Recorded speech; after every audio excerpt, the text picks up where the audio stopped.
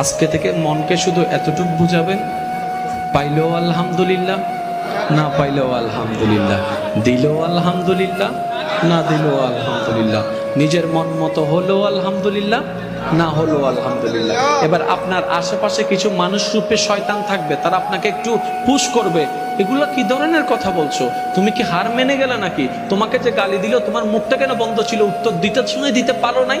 তখন আপনি বলবেন, তাকে শুনাইলে তো আমার রব আমার উপর নারাজ হয়ে যাবে, আমি আমার রবকে নারাজ করতে পারবো না, আমি আমার রবকে নারাজ করতে পারবো না। কেউ একজন আপনাকে এসে বলবে, সে একটা মার দিয়েছে তুমি তিনটা, তুই বল আমি এখন মেরে আসি, আপনি বলবেন যে আমি মাফ করে দিয়েছি। সে বলবে যে এত দিল দরিয়ে কখন থেকে হলি, আপনি বলবেন যে যখন থেকে আমি শুনেছি আমার রব সেই বান্দাকে মাফ করে দেয় যে রবের দিকে তাকিয়ে তার শত্রুকে মাফ করে দেয়।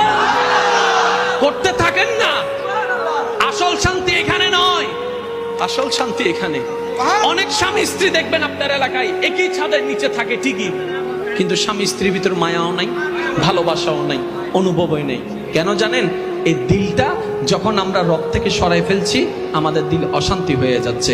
এবার রব ডাক দিয়ে বলে, এ আমার বান্দারা, ওয়াল্লাযী আনজালা সাকিনাতা ফি কুলুবিল মুমিনিন, শান্তি দেওয়ার মালিক আমি আল্লাহ, যাকে তাকে দিব না, যে আমার হয়ে যাবে, আমার নবী মুস্তাফার মহব্বতকে সাথে রেখে আদব, ভদ্রতা, মায়া, নম্রতা দিয়ে দুনিয়াতে চলাচল করবে, আমি তার অন্তরে প্রশান্তি দিয়ে দিব।